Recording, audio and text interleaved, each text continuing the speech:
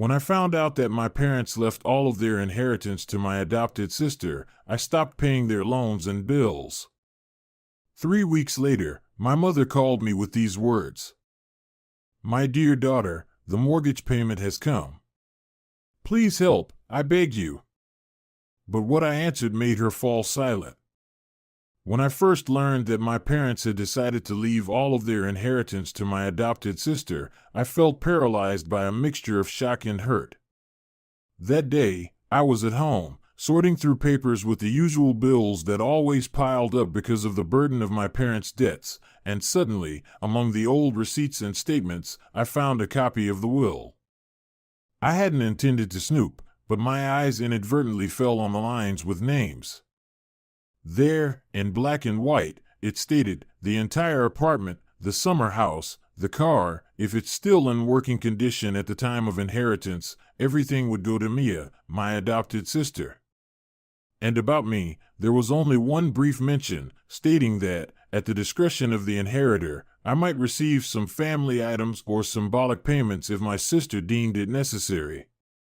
After reading those lines, I felt a surge of indignation mixed with pain. I was their biological daughter, had helped my parents for many years, literally carrying all their debts and unresolved financial problems, and in the end, it turned out that I wasn't even officially remembered. Everything went to Mia. Of course, I immediately recalled how many times my mother and father had asked me for help. "Darling, we have another overdue payment on the credit card. We're short for the mortgage. Please help." And I, not once or twice, but dozens of times, covered their overdue payments, ran around with receipts, and transferred the necessary amount from my account. Each time, I convinced myself that these were my close ones, my parents. I couldn't abandon them. To be honest, it sometimes bothered me. Why didn't they turn to Mia for help? After all, she was also an adult and, though less successful in her work, she could have taken on some of the responsibility. But I tried to suppress these thoughts, convincing myself that my sister was weaker, while I was strong and earned well. And besides, my parents always said that it was harder for her to find a good job and keep it, as her health was not always good, and she was emotionally more fragile from childhood. However, deep down, I had long felt that I was being used. Maybe not intentionally, but it was happening that way. Every time a bill needed to be paid or my parents' car needed to be saved from repossession, they came to me, not Mia. It seemed to me that they didn't love me any less, but they kind of automatically thought, "You're less of a burden because you can support yourself, you're so independent." But Mia, they practically carried on their hands from childhood, giving her all sorts of allowances. When I finished reading the copy of the will, my palms were sweaty, and inside, in my chest area, I felt as if something heavy was squeezing. Tears welled up in my eyes, and at the same time, a feeling of shame emerged. Was I really jealous of my sister because of the inheritance? After all, I had always said that I didn't want to claim any of my parents' property, that their health and well-being were more important to me. And yet, to know that my parents, while still alive and well, had already decided to leave everything to Mia, and not to me, it was too much. Did they not even think it necessary to talk to me, warn me, ask me how I felt? Apparently, they thought, why bother? She'll manage on her own, she doesn't need anything. But that devalues everything I had done for them. I remember that day, overwhelmed by this discovery, I sat in the kitchen almost until midnight, turning off my phone and holding my head in my hands. I thought about the signals I had been receiving from them lately. Just last week, my mother had asked me to pay for another overdue bill, either for utilities or car insurance, and I transferred almost $300 to her, even though I was broke that month and had unexpected work expenses coming up. And a week before that, my father had complained that they didn't have enough for the rent, and I had rushed to pay that as well. And all of this, they took as something that was expected, without the slightest hesitation. They probably thought, well, what's the big deal, she's used to helping. But the biggest shock, of course, was the thought, why did I do all of this if they weren't even going to leave me a part of the apartment, the summer house, or the car? Is that fair? When my parents adopted Mia, I was happy to have a little sister. We even became close, though she always felt like she didn't fully belong here. I tried to reassure her, no, you're part of the family now. And now, many years later, it turns out that my parents had officially left everything to her. The entire following week, I was in some sort of unstable state. On the one hand, I wanted to call my parents and say everything to them, ask why. But on the other hand, I was held back by the usual fear of hurting their feelings. After all, they were elderly, and they often complained about their health. But I couldn't stay silent either. I was angry and hurt, and they, unsuspecting or pretending not to suspect anything, continued to text and call me, asking for help. Finally, one evening, my father called, asking me to pay off a credit card bill, which was approaching its due date. I was already boiling with indignation and, not wanting to get into the details, I mumbled into the phone. You know, Dad, I can't pay for you anymore. You'll have to figure it out yourself. He was taken aback, started saying that it was urgent, that the bank might impose a fine. I, taking a deep breath, said, "What does it matter? You don't care about my well-being anyway. You have someone else to whom you left everything, let them pay." And I abruptly hung up the phone, not letting him respond.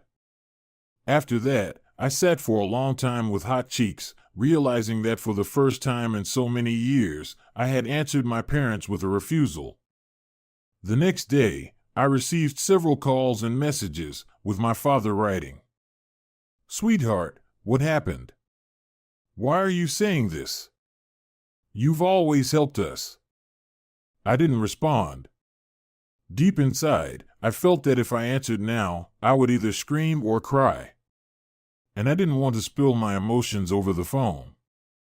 About a week went by, during which my mother and father kept calling and sending SMS messages, but I stubbornly ignored them. I wanted to see if they would figure out what had happened. But it seemed like they had no idea that I had found the will. Maybe they thought I was just tired of their constant requests. After a week of tense silence, Mia reached out to me. She wrote in a messenger, "Hey, what's going on? Mom and Dad are in a panic. They say you're not answering, and they have urgent payments. Can't you help them? You've always helped." Reading those words, I was drenched in cold sweat.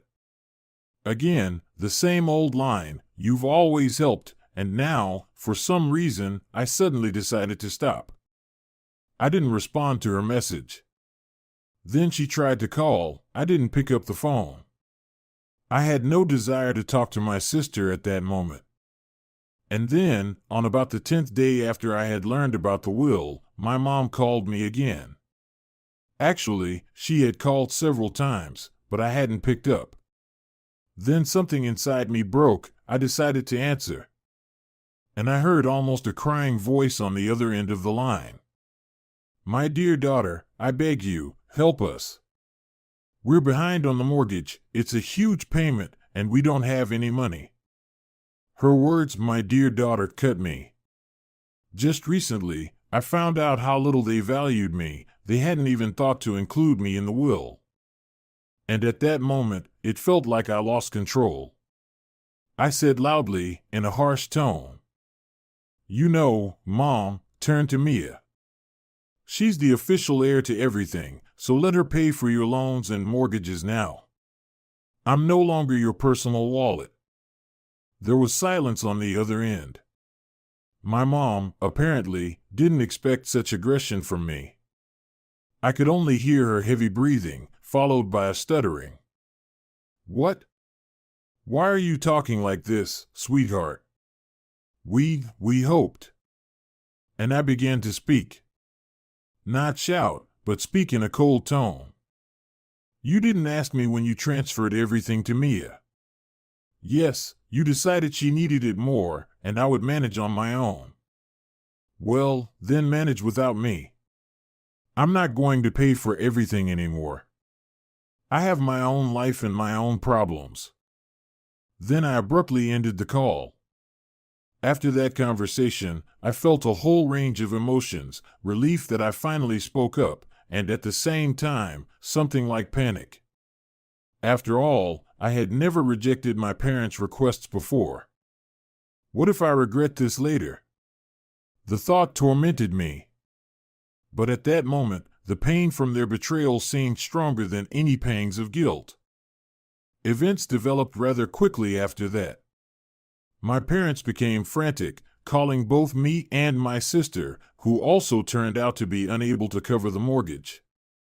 It turned out that Mia couldn't give them money because she didn't have a stable job, worked part-time, and the amount they needed was quite large. I learned this from a friend who lived near my parents' house.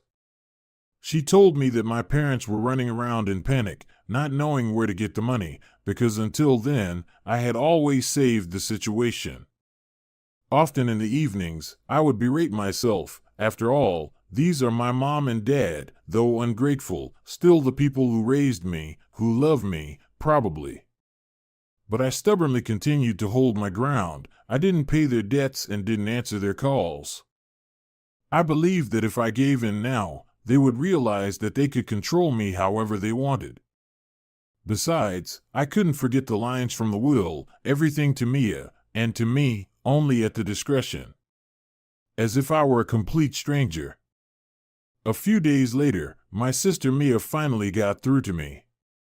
I accidentally picked up the phone without noticing it was her, and she said, completely seriously, "Listen, stop holding on to this grudge. I'm not to blame for how my parents arranged everything. I told them that you also deserve your share, but they want to help me because it's not easy for me to arrange my life. You earn well, you have a job." I interrupted her. "Mia, it's not about who's to blame. It's about the fact that my parents treated me unfairly. And now, when they need money again, they're still coming to me. Let them come to you, since they've decided you're more important, then you take care of them." Saying this, I hung up the phone. Maybe someone, hearing my story, would think that I'm harsh and angry. But try to put yourself in my place, lending and practically giving money to your parents for years, hoping that in old age, things would at least be mutual, and then suddenly finding out that you've been excluded from the list of heirs. At the very least, it's painful. About another week passed. I was tormented by anxious thoughts. What if my parents can't make the payment and they lose their home? But I stood my ground. Soon, my dad called and left a long voicemail where he said that he and mom had taken out a mortgage to improve their living conditions, hoping that all the children, that is, me and Mia, would support them. And now everything was at risk. He also said how cruel I was, because if it weren't for my refusals, nothing bad would have happened. I listened to this message several times, gritting my teeth, and thought, why doesn't he understand how hurt I am? Or maybe he does, but is deliberately ignoring it. Meanwhile, I began to notice that I was facing financial difficulties myself. There were layoffs at my workplace, the project I was leading was nearing its end, and my salary was clearly at risk of being reduced or even losing my job. I suddenly realized clearly, if I had continued spending money on my parents, I would have ended up without any savings in a critical moment. At such moments, I got even angrier. At least I stopped paying their bills in time. It's hard for me too. However, deep down, I felt a sense of longing. I still missed the sense of unity that was there before this whole inheritance story. I believed that we had a fairly strong family. I was tired, but still a satisfied daughter. I was doing a good deed, taking care of my elderly parents, feeling needed. And now, there was emptiness inside me. I had never felt such sharp resentment toward my mom and dad. It broke my heart to tears that they didn't see me as an equal member of the family. Soon, new attacks began, this time from my aunt, my dad's sister. She called me with an outraged tone. "What are you doing, my dear? You're abandoning your parents in trouble. I heard they have mortgage debts, and you're doing nothing." I didn't want to get into long explanations, so I simply said, "Aunt, since you care so much, maybe you can help them." There was silence on the other end, followed by an offended reply. "Am I rich or something, to pay off their loans?" I smirked crookedly. "So why do you think this duty is only mine?" And hung up the phone. 3 weeks after my rebellion, as I called in my mind my refusal to help, came the decisive call. My mother called again, hysterical, and screamed into the phone. "That's it. We might be evicted if we don't make the full payment by the end of the month. The bank will take us to court, and then they'll seize the apartment. How can you be so inhuman?" I coldly reminded her, "Mom, you have Mia, who you were going to leave everything to. Let her save you." My mom, almost crying, replied, "She can't. She doesn't have a stable income. You know that. We were hoping that you—" And here I couldn't hold back and shouted, "I've had enough of this 'we were hoping.' When you rewrote the will, you didn't even think of me, and now, when things are getting tough, you're calling me your beloved daughter. I won't pay. I have neither the desire nor the means." My mom tried to protest, but I hung up. Afterward, I sat for a long time, staring at the wall, thinking, what if they really lose their home? What if they end up homeless, wandering around? Can I really let that happen? But the pain from their injustice outweighed everything. Then a thought crept into my head. Maybe my parents would realize they made a mistake and try to fix things, like rewriting the will or at least talking to me as equals. But time passed, and I didn't get even a hint that they wanted to admit their wrongs. On the contrary, all their words boiled down to me betraying and abandoning them. This made me even angrier and further strengthened my resolve to maintain a firm stance. By the middle of the 4th week, I heard rumors from a mutual acquaintance. My parents and Mia tried to take out another loan to cover the mortgage debt, but the bank turned them down. They already had a bad credit history and insufficient income. I shuddered slightly when I heard this, but I kept myself in check. These are their consequences. They didn't even bother to explain why everything was left to my sister, didn't even bother to apologize. So why should I drop everything to rush and save them? However, something soon happened that stirred my emotions. My father ended up in the hospital with a suspected heart attack. I found out about it late in the evening from a neighbor who saw him being taken away by an ambulance. Something inside me broke. Despite everything, he's my father. I started calling my mom and sister to get the details, but no one answered. I didn't sleep all night, cursing myself for refusing to pay for my parents, and cursing them for their injustice. The next morning, I finally got through to my mom. Her voice sounded exhausted. "He's in the ward now. It seems not so bad. The doctors say he can be treated without surgery. But he needs rest. And, of course, money for good medicine. And we don't have any money, you understand, daughter, everything went to those damn interest rates. Please help." I listened to this, and the lump in my throat grew.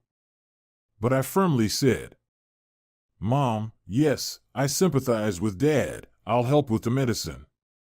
But the mortgage, the loans, no, I won't pay for you." My mom sniffled again, saying it was terrible, that I was abandoning them. I exhaled and said, "Consider this your reckoning for deciding that I had no right to the family inheritance. Don't blame me now." Nevertheless, I did buy the necessary medicine for my father, found out the cost, ordered it from the pharmacy, paid for it, and brought it to my mom in the hospital room. But when my mom tried to say something like, "Maybe you can help with the apartment," I immediately cut her off sharply. "No," and walked away. Later, my father was discharged and started recovering at home. As the neighbors told me, while he was away, Mom and Mia barely managed to scrape together a small amount for the mortgage from friends and acquaintances, just enough to avoid a lawsuit. But the problems didn't go away. There were still overdue payments, debts, and worries. My parents were increasingly cornering themselves. My mom, in an attempt to get by, even tried to pawn some antique jewelry, but that money clearly didn't solve anything. The second month of my firm refusal to help passed. I began to notice that I was increasingly turning over in my mind the question, maybe I should soften up? Or will this teach them something?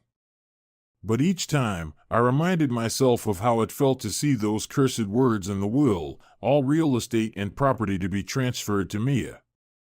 Again, anger flared up inside me. But let Mia decide everything now. After all, it's her who will get the apartment, if it remains. At some point, I finally told my mom directly the reason for my behavior. I had come to my parents' house because I needed to pick up some documents that were stored in a drawer there. While I was looking for them, my mom stood nearby, muttering about her dire situation, about how they were all suffering.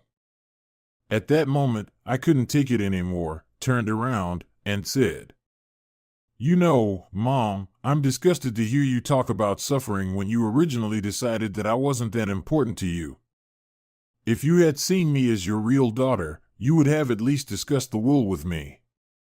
But no, you decided I would manage on my own, and Mia needed it more. So go to your needy daughter for money." My mom flushed, started to justify herself. "Why are you saying this? We wanted to help Mia. She's an orphan. Basically, we took her from the shelter. She has it harder, and you're strong, you manage everything." Listening to this, I felt like a volcano was exploding inside me. So I don't deserve anything? I'm not to be consulted? You think you can just use my strength, my salary, and give all the benefits to my sister? My mom looked at me anxiously. "We didn't think you'd take it so painfully. We thought you were always ready to help, and Mia is vulnerable. And anyway, it's just papers. We could have changed everything over time." I laughed bitterly. "And when would over time be? When I blow all my savings on your loans and then end up without a roof over my head? Well, thanks for that." I stuffed the documents into my bag and left, slamming the door loudly. After this scene, I spent several days feeling completely lost. I cried, then cursed myself for being rude, but I couldn't undo anything anymore. The conflict had been set in motion, and my parents were losing their financial stability more and more. Sometimes they would turn off the electricity due to unpaid bills, and the bank would send threatening letters. One day, when I was at work, or rather, already packing my things since I had been demoted, and there was a strange atmosphere of department liquidation in the office, Mia called me. She said, "Hi. Let's at least talk. I'm tired of this nightmare. After all, we were kind of good sisters, even if not by blood. Can we meet at a cafe?"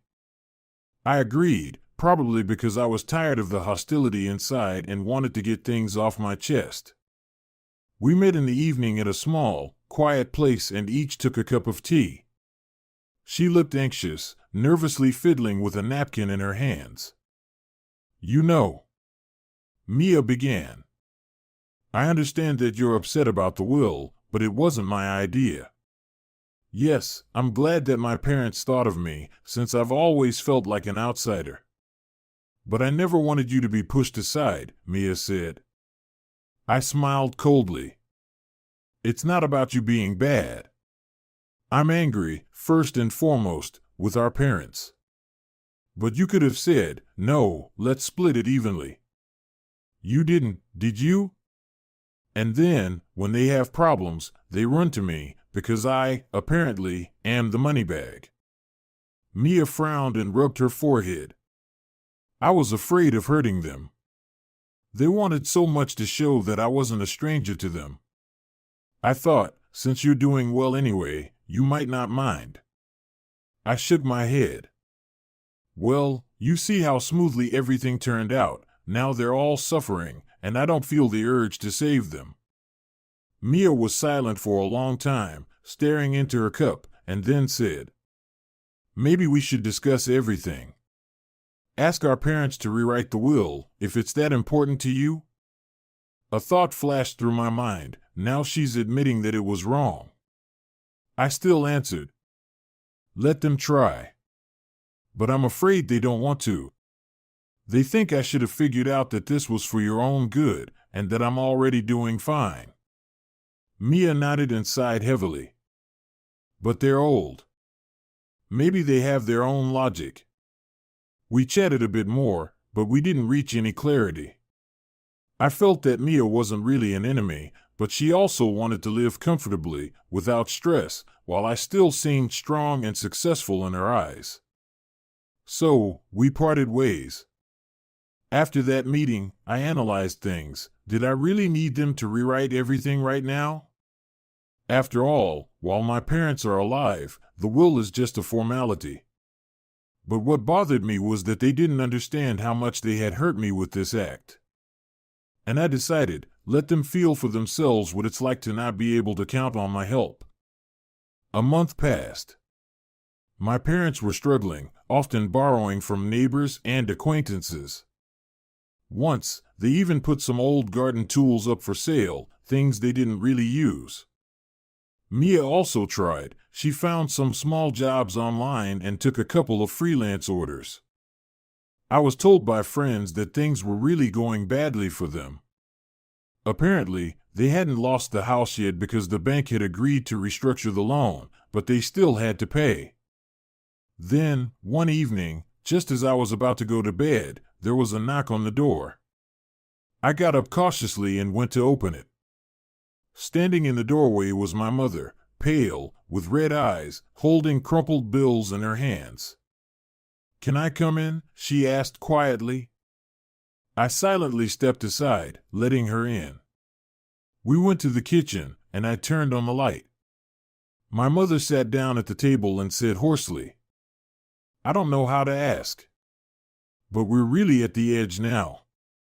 Your father is lying down, not feeling well.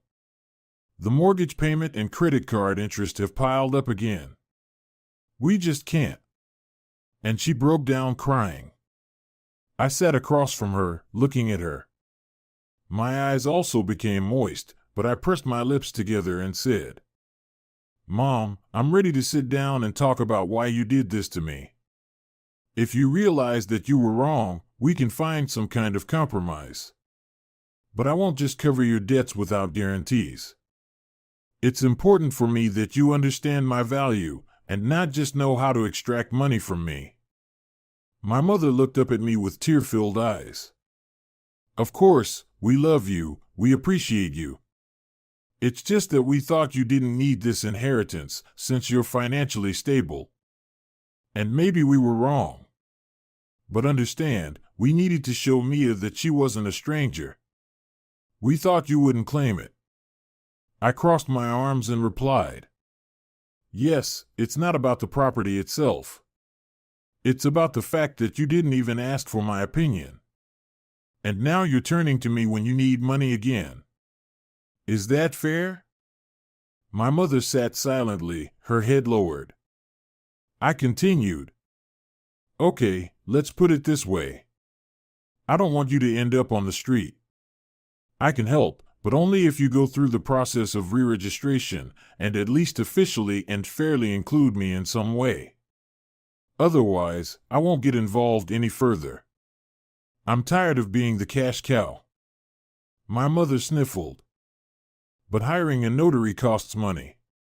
We don't have anything right now." I interrupted. If you can somehow find a way to finance your endless debts, you'll find a way to pay for the notary. I can participate, but only if you're fully committed. And also, stop taking out new loans. You need to learn how to live within your means.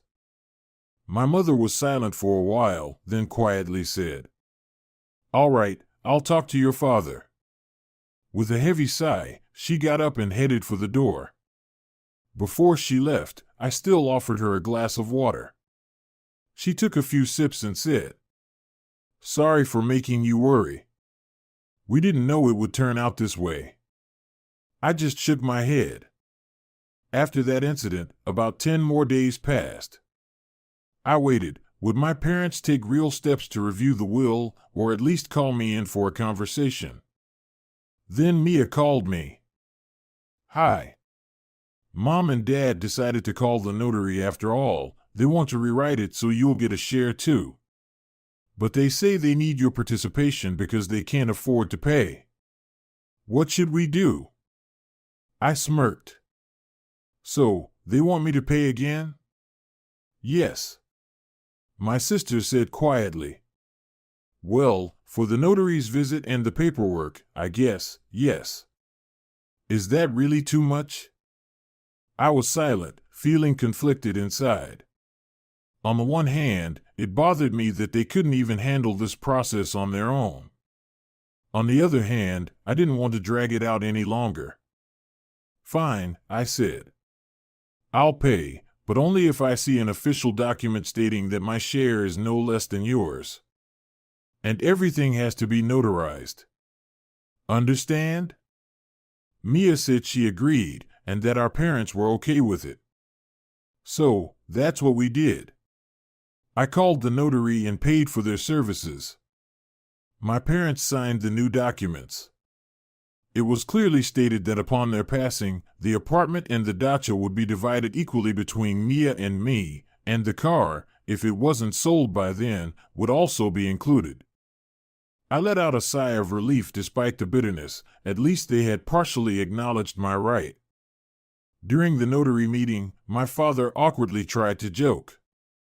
"Oh, well, maybe we'll live a long time anyway." And I simply responded, "I hope so."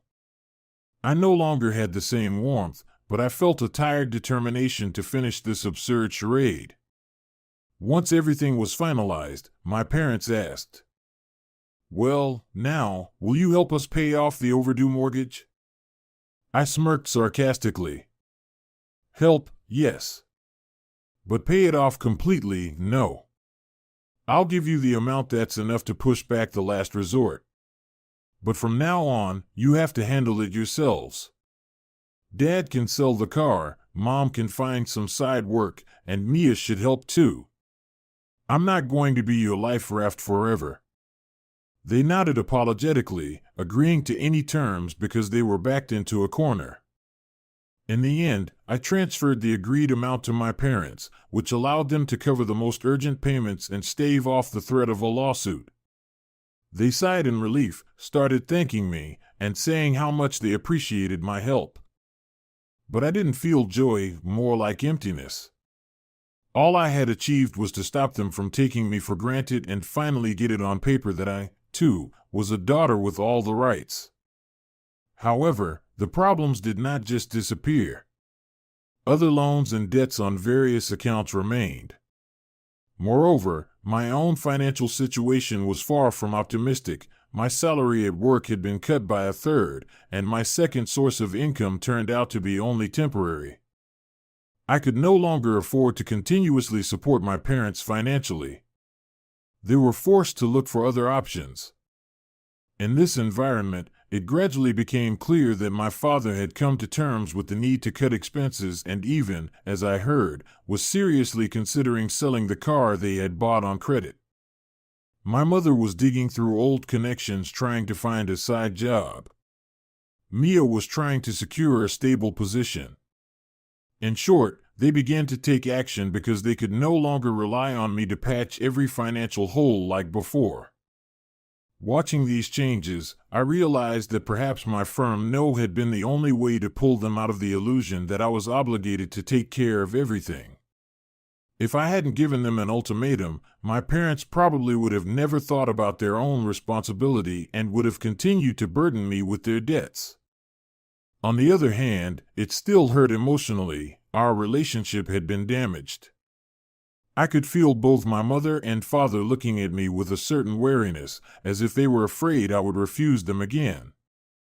And Mia was surely angry that I had taken away a part of the future inheritance. But what could I do? In this case, I was defending my own life. About 2 months after the will was rewritten, my parents managed to somewhat stabilize their situation. My father sold the car, even though it was below market value, but it was enough to cover a large part of the mortgage debt, and the bank was satisfied enough not to take the matter to court. My mother started saving, stopping unnecessary spending on things like decorative updates for the apartment. Mia eventually landed a position at a small firm where she handled document processing. So, though it was difficult, they managed to stay afloat. As for me, I still had to look for additional income because my main salary had been cut significantly.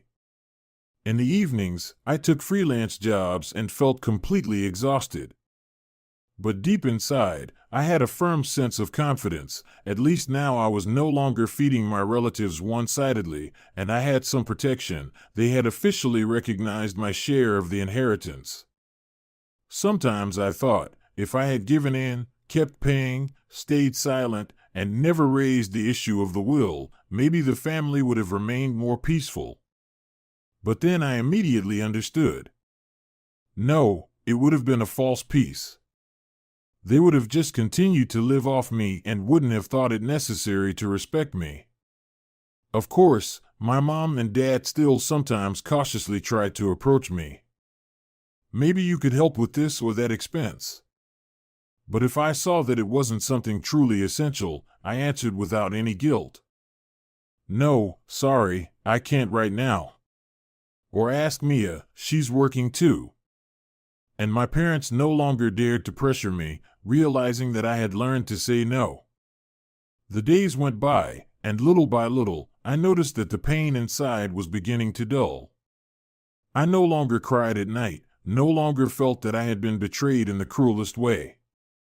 After all, my parents had at least somewhat realized their mistake. They had gone through with the paperwork changes. Of course, they often said things like, "We just wanted to support Mia, and you're our strong one." But I was already able to take it more calmly. Apparently, they truly didn't fully understand the wound their actions had caused me. About 6 months after I had given them that firm refusal, I decided to visit my parents for Sunday lunch to check on how they were doing. When I entered the apartment, it was almost austere. They had sold many of their belongings to pay off their debts. My father looked tired, but not as crushed as he used to. My mother greeted me with a timid smile and asked, "How's your job going?" I told her that I was managing for now, taking freelance work, though it wasn't all smooth sailing. She shook her head sadly and said, "We're sorry if we made your life harder." It hurt to hear, but I still tried to smile and replied, "Well, the important thing is that you've realized I have the right to live peacefully too." We sat drinking tea at the table. I noticed that Mia wasn't there and asked, "Where's my sister?" Mom replied, "She left early this morning on some errands. She has her own life now." I tensed up, thinking that Mia probably didn't want to see me, blaming me for the fact that now she wouldn't get the entire apartment. But I decided not to say anything out loud, let things be as they are. Toward the end of the evening, my mother cautiously tried to ask about my future plans and whether I intended to help with the remaining mortgage payments. I cut her off briefly. "I'm facing layoffs at work myself, so I can't promise anything." She nodded, clearly disappointed, but didn't insist any further. I felt a little sorry for her, but I understood that if I hadn't refused, everything would have gone back to the usual cycle. Time moved on. I was indeed fired, and I went through a difficult period, searching for a new job, moving to another part of the city. During those weeks, I didn't have much time for my parents, but my mother occasionally called and asked, "Do you need any help from me, even if just moral support?" It was unexpected, and I even chuckled to myself. They had finally realized that I could be in a tough spot too, not just them. Meanwhile, I managed to get a job at another company, and things started looking up. Once I had adapted and received my first full paycheck, I suddenly felt like inviting my parents over for a housewarming. Even though I didn't have a big house, just a rented apartment, the place was still cozier than where I had lived before. I hesitated a little, remembering how badly we had argued, but then decided I would try to take a step toward reconciliation without forgetting about my boundaries. So I called my father and invited them both over. When they arrived, I noticed my mother looking around. She said, "Oh, it's so nice and neat here." My father was smiling too, though there was a certain sadness in his eyes. We sat at the table. I made some tea and prepared some simple snacks. They praised my cooking modestly. I felt a bit awkward, and finally, my father cleared his throat and said, "Sweetheart, it's so good that we came to see you. I'm ashamed of how things turned out with the will. We realize now that we let you down. I don't even want to talk about it anymore, but still, let's just move forward and live as best we can, all right?" I felt some icy wall inside me tremble. I took the teapot from the shelf, pretending I needed to deal with the tea, and calmly replied, "Yes, of course. Lessons have been learned. Just please, don't treat me like a magic wallet anymore. If I'm able, I'll help, but no more she has to." My mother stepped closer and nodded. We had a somewhat warm conversation, although there was still a hint of tension. That's how we lived for a few more months, maintaining a polite distance. Sometimes my parents solved their financial issues on their own. Sometimes they asked me to pitch in a little for medicine or small bills, but never for anything grand like a mortgage. I would either agree if I could or calmly say no without causing a scandal. For me, it was a major shift. As for Mia, our contact became rare. I sometimes exchanged messages with her in a messenger app. She might congratulate me on a holiday, and I would do the same for her. But we didn't discuss anything serious. It was clear she still held some resentment. One day, she wrote, "How's your new job? Making a lot of money?" I immediately understood what that question was about. She probably wanted to find out whether I had changed my mind about giving her half of the apartment. I replied briefly, "I have enough to live on, but I'm not swimming in money, if that's what you're asking." In response, she sent a smiley face. About 6 months later, my parents were able to more or less sort out the situation with the bank, negotiating an extension of their mortgage payments over a longer term with reduced monthly installments. This meant they wouldn't lose their home, but it also meant they would be paying it off for much longer. As they put it themselves, "Well, at least it's something." I no longer got involved. I just thought, "See, you could solve things without me after all." Then came the day when my mother called me, sounding anxious. "Sweetheart, it seems like we're paying really high interest rates. Maybe you could talk to them, explain things? You're more legally savvy than we are. We're afraid they might trick us." I had mixed feelings. On the one hand, it was nice that they were now asking for advice instead of money. On the other hand, I realized it could still cost me time and nerves. But I agreed. I met up with them and went to the bank together. I found out that everything was legal, it's just that the terms weren't very favorable, but at the moment there were no better options available to them. We left the bank, and I felt a warm note in my heart. Finally, our relationship was starting to resemble something where we simply helped each other with advice, not demanded money. Then, one evening, my mother called me, almost laughing. "Guess what? We were just remembering how you refused to pay off our mortgage." It had scared us, but it pushed us to manage things on our own. Maybe it was for the best. I smiled and even chuckled a little into the phone. Well, then it wasn't all for nothing. Still, I don't have any illusions that all our problems are solved now. There are still occasional flare-ups when my parents forget themselves and try to nudge me. "Well, you've got a good salary, maybe you wouldn't mind?" But they quickly stop themselves, remembering my answer, "I'm not obligated to support you," and try not to bring it up again. I still remember how painful it was to find out they had originally written the will in Mia's favor alone. And even though that document has since been changed, the mark it left inside remains. Then again, life lessons are often painful. I continue to protect my financial independence. If my parents find themselves in a situation of real hardship, like needing an urgent surgery or facing some other serious issue, of course, I will help. But I will no longer allow myself to be shackled or systematically forced to cover their debts. I will no longer let anyone talk to me as if I exist solely to rescue them. Sometimes, I remember that moment when my mother called me in tears. "Sweetheart, my darling, help us, the mortgage payment just came due." And I replied in a firm, even cold tone. "Let Mia help you, after all, you left everything to her in the will. Why should I have to pay again?" And then there was that silence on the line, when my mother didn't know what to say. At that moment, I was almost shaking from the adrenaline. I had never spoken to my mother like that before. But over time, I realized that step was decisive. It allowed me to preserve my self-respect. Had I not responded like that, I might have remained stuck forever in the role of a human-shaped bank, covering their debts until the end of my days. Our relationship is still far from ideal. Deep down, I don't think they fully understand how much pain they caused me.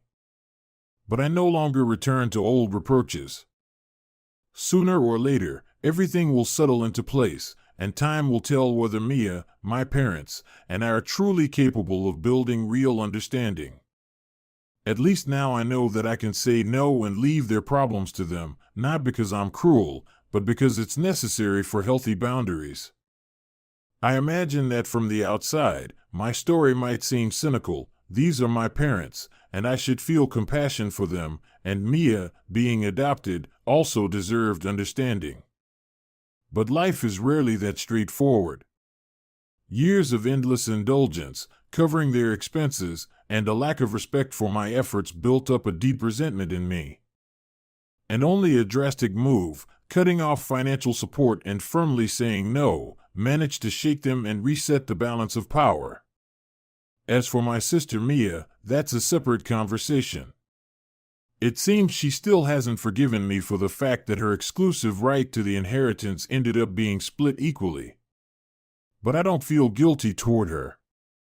If she wants to live a decent life, let her try to earn it herself, instead of relying endlessly on our parents or on me.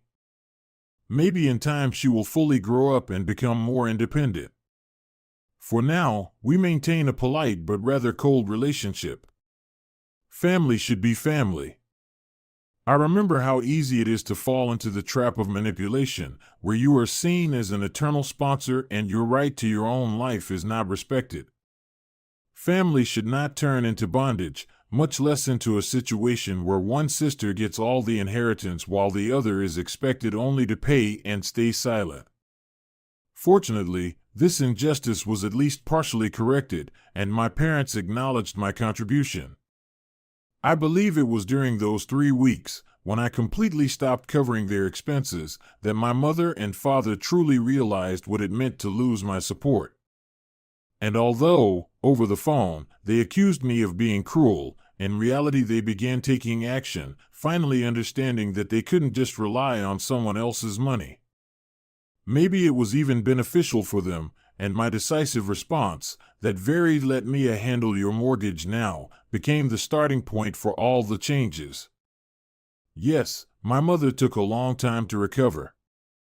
Yes, I cried too after that call.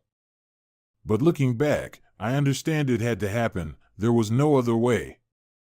Now, when I think about it all, I look at my parents, already tired, more humble, but hopefully wiser, no longer taking me for granted. I look at my sister, who is learning to earn her own living. Even though our relationship can never return to the carefree closeness I once imagined, at least now I feel a sense of wholeness within myself. I am no longer the cornered daughter who could be guilt-tripped into rescuing everyone. I am an adult with my own rights and needs. In the end, it's better this way, with full clarity in our eyes, than to stay trapped in the role of a convenient savior, only to one day wake up and realize I have no savings, no home, and not even the moral recognition of all I gave. Essentially, everything that happened became a lesson for the whole family, a hard, painful lesson, but a necessary one for real change to occur. And if one day my mother calls me again with the words, "Sweetheart, please help us, we can't make the payment," and I see that they have once again forgotten all the agreements and are trying to shift their financial burdens onto me, I will answer just as firmly as I did back then. No. I remember how you tried to leave me without my rightful share, while I spent years paying for you. Now, this is your responsibility. And I am confident I have every right to say so. Still, I hope it never comes to that. So now we live, trying to maintain more fair and healthy boundaries. And that, perhaps, is the best thing that could have been achieved in such a complicated situation.